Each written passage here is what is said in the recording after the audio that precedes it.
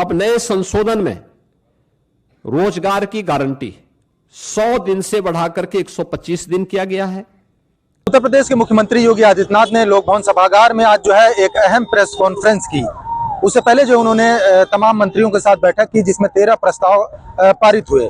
उन्होंने जो है मनरेगा का जिक्र करते हुए कहा कि समाजवादी सरकार में जो है मनरेगा में जो है लूट हुआ करती थी।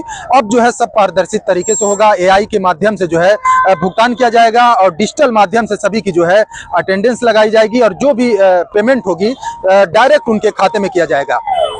मुख्यमंत्री योगी आदित्यनाथ ने क्या कुछ कहा, पहले वो सुनिए।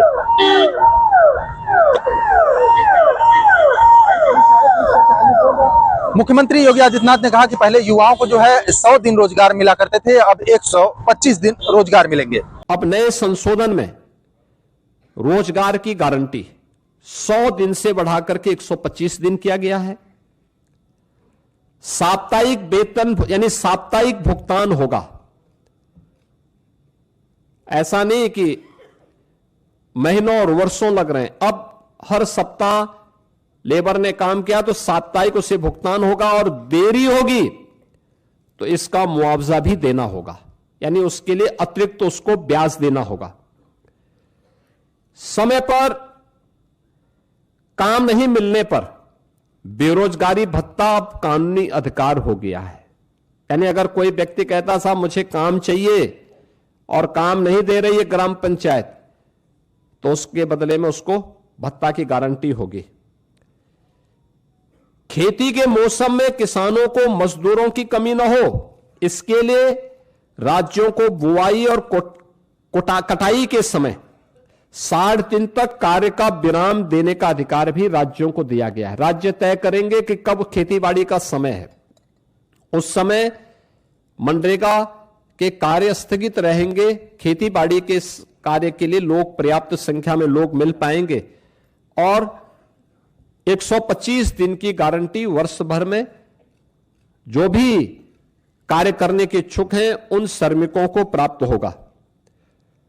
किसान और मजदूर दोनों के हित इसके माध्यम से सुरक्षित रखने की गारंटी दी गई है। खोदने और भरने वाली कामों पर विराम होने से स्वाभाविक रूप से जिनके हित प्रभावित हो रहे हैं वो चिल्ला रहे हैं, क्योंकि गड्ढा खोदते थे फिर उसको पाटते थे। ये प्रक्रिया अब उनके हित प्रभावित हो रहे हैं तो स्वाभाविक रूप से उनका चिल्लाहट होना स्वाभाविक रहे। अब इसमें 4 श्रेणियां दी गई हैं जिसका निर्धारण ग्राम पंचायत स्वयं तय करेगी।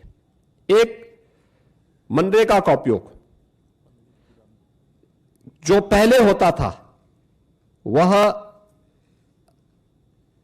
कोई अस्थाई पर संपत्ति आप नहीं बना सकते थे, लेकिन अब विकसित भारत जी राम जी के माध्यम से हम अस्थाई संपत्ति का निर्माण कर सकते हैं और उसके लिए 4 प्रकार के प्रायोरिटीज तय की गई, प्राथमिकताएं जो तय की गई, श्रेणियां। एक, जल संरक्षण के लिए आप देख रहे होंगे ग्रामीण क्षेत्र में या शहरी क्षेत्र में अक्सर आप देखते हैं ग्रामीण क्षेत्र में बहुत सारे ब्लॉक को हमें वहां पर डार्क जोन ग्रुप के रूप में घोषित करना होता है।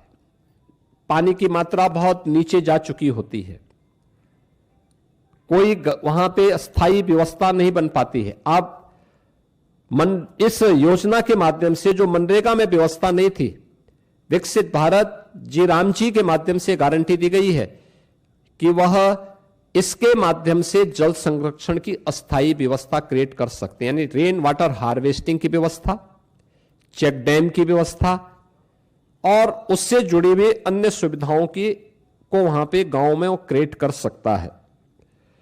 ग्रामीण बुनियादी इंफ्रास्ट्रक्चर के माध्यम से वह इन चीजों को वहां पे विकसित कर सकता है। सड़क, नाली,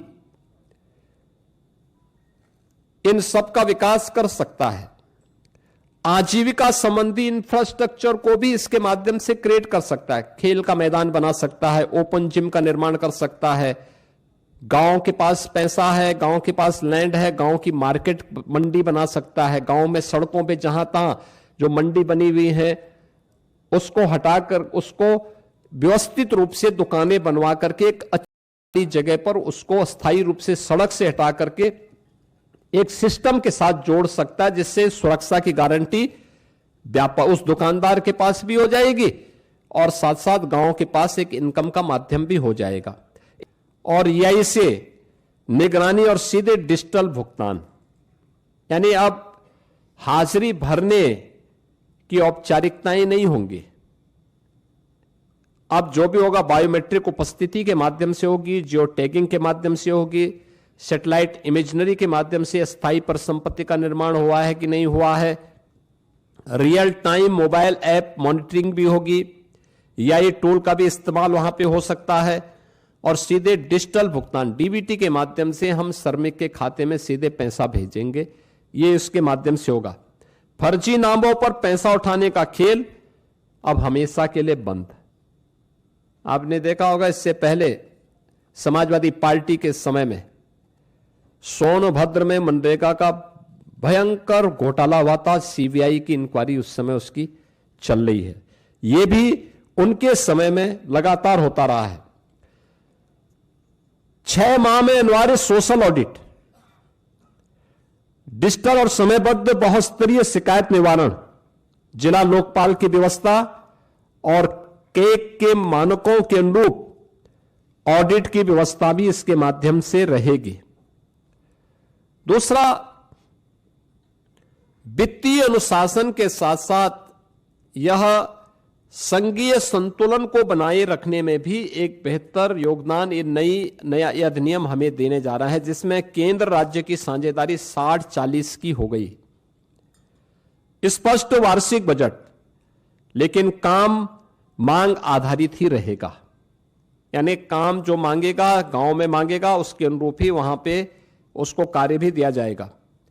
राज्यों को अधिक वित्तीय भागीदारी से में स्वामित्व, निगरानी और उसके गुणवत्ता सुधार, ये राज्यों को इसका पूरा वो दिया गया है कि राज्य इसके लिए करेंगे।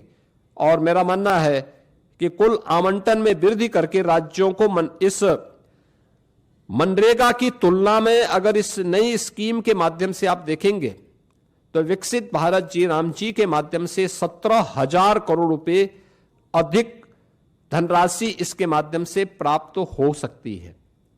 इसमें राज्यों को, यानी इससे पहले होता क्या था मनरेगा में, जिन राज्यों में श्रमिक कम है, जिन राज्यों में गरीबी कम है, उन राज्यों में पैसा ज्यादा जाता था क्योंकि फर्जी भुगतान होता था।